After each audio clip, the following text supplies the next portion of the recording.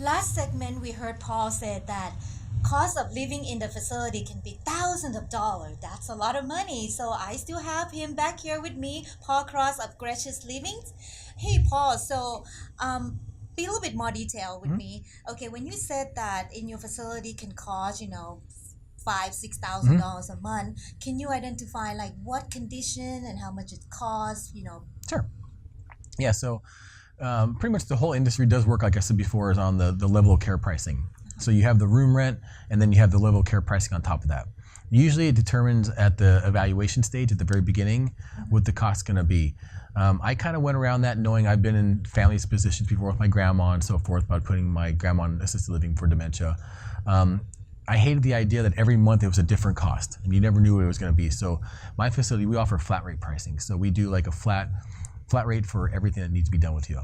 But I'd say the average cost is right around like say $4,000 to $5,000 a month per person with level care on top of that. But the large facilities, everybody comes to my facilities for they need more hands-on help. When you have a smaller facility, you have the staff ratio, like I said before, 3 to 1 compared to 12 to 1. The large assisted living facilities, I've had many people come in and tell me they've been quoted $10, $11, $12, $13,000 Yeah. per month for one person, So not for two. what do you get like for $10,000, $12,000? Is that for the level where they cognitively impaired that they need help with everything Oh yeah, that's usually already that's for usually that? for very advanced dementia and Alzheimer's, Uh-huh. where um, all your faculties are pretty much like you need assistance for everything. Okay. Yeah. So if they still can function, maybe need help just kind of supervising and transferring from from bed to Mhm. whatever, but not like 24/7 watch. They basically pay the room rent. Well, it's kind of both, to be honest. So the problem we have right now is that if you're diagnosed with dementia, just Uh-huh. diagnosed from your doctor, you have to go to the memory care unit of that facility, of the large facility. Okay. That's where usually everybody the price doubles. So you Wow. might be at $3,000 or $4,000 right now because you're active and you're fine. You can walk down for breakfast, but as soon as you have the diagnosis of dementia, you Uh-huh. go into the memory care unit. There you go. That's usually when people come back to me and say, "Wow, I got quoted. It went from $4,000 a month now to $75 or $8,000 a month." Right. So they usually come to me and they say, "Okay, your rates are usually thousands cheaper for a smaller environment, and you have a lot more hands-on." But it's more than that. You have like my caregivers. We have the same caregivers all the time. So I have 3 caregivers per home at Gracious Living, and it's the same familiar face. So you have the same continuity of care, the same person taking care of you every day, over and over and over. The large facilities, they have those set up in place, but it's not really their model. So usually when they have advanced dementia, Alzheimer's, the majority of the places, not all of them, it's usually a board and care is a better environment for hands-on watching mom and dad. Good, good. Well, this actually kind of good lead in because you talk a lot about, the memory care Mhm. unit. When I talk to my client about start using long-term care insurance as part of the planning into this, Right. okay, when you purchase the long-term care insurance, the first question we always ask, okay, different policy, different benefit, but what would be the trigger conditions, for the long-term care start paying? Most of them either gonna have to like if you unable to perform this Mhm. unable to perform 2 out of 6 or 2 out of 7 Mhm. ADLs Right. or activity of daily Living. livings, Yep. right? Good. Yeah. So can you identify those Sure. 6 or 7 for me? What are they? Well, there's not really. It's more a generalized. Now a lot of people use software for evaluations, Uh-huh. so it's more generalized. It's really taking the physical and the mental state of your loved one and kind of looking at overall what they really need, not just usually the 5 or 6 things like you talked about anymore. It's now more what the quality of life overall is going to be for everything. Okay. So we kind of stepped back a few years back and said, what's going to give mom or dad the best quality of life? And that we provide that kind of service based on that. It's not like in a board and care environment, it's not like if you pay $3,500 a month compared to 45, you're getting less quality of care. It's not really that. I know there are definitely some facilities that are a lot cheaper, but they're skimping on something. Okay. But for quality of life, it's usually like we're looking at an overall picture of your overall health for memory. But the biggest thing for sure when you're in a large facility is once you get diagnosed with Alzheimer's or dementia, that's the big game changer right there for sure. Right. That's what I know because with insurance company because I help some of the client doing some claim, for that filing claim.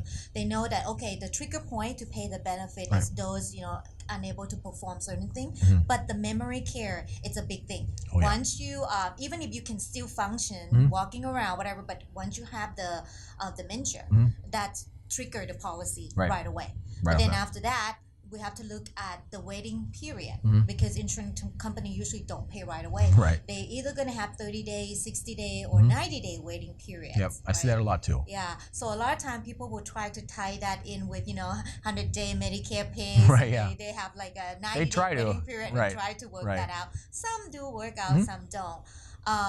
Now another thing though to be careful with using long-term care insurance, also the way they filing claim, Mhm. right? Like you said, your facility don't bill insurance directly, Correct. but you would help the patient Mhm. to records Oh, of all the course. records what the medical need they have, right? So the Correct. family member can get all the record from you Mhm. and they can process that They through do. insurance. Yeah, usually the insurance companies will provide a form to me or the family directly, and it's usually either a 1 or 3 page form. Okay. And we go through and check off, like you said, the activities per day.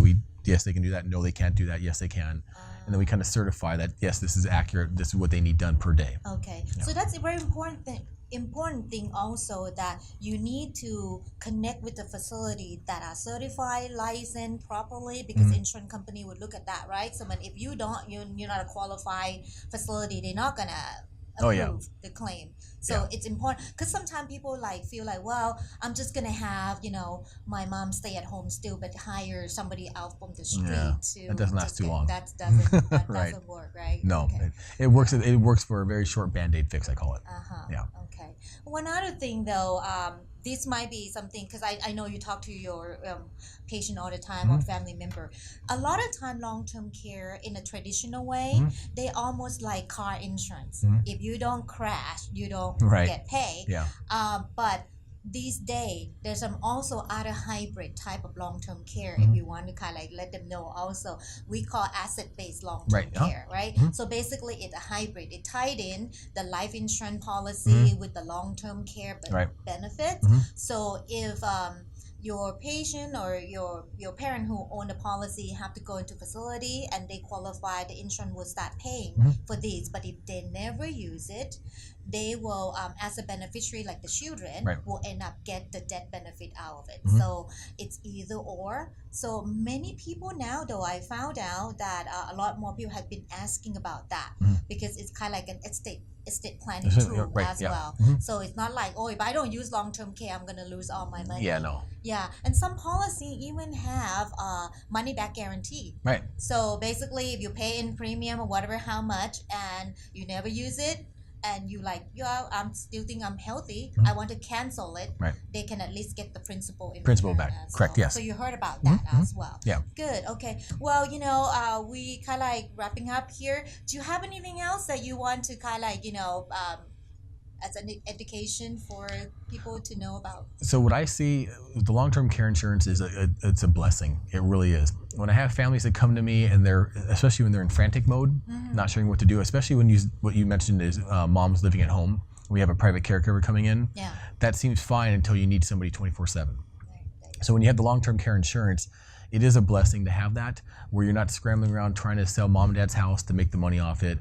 And then at that point, if they seem like everybody has reverse mortgages, and so they're trying to sell this, they have like 2 months to sell up, and then the market's not selling houses right now. So having a long-term care insurance, I see like a very great peace of mind when families come in. They don't have to worry about that. They're only worried about finding the best place for mom and dad. There you go. A Yeah. peace of mind. Peace of and mind. make sure that your loved one will always be taken care That's of. all you're worried about is your loved one. Yeah. Thank you, Paul. Sure.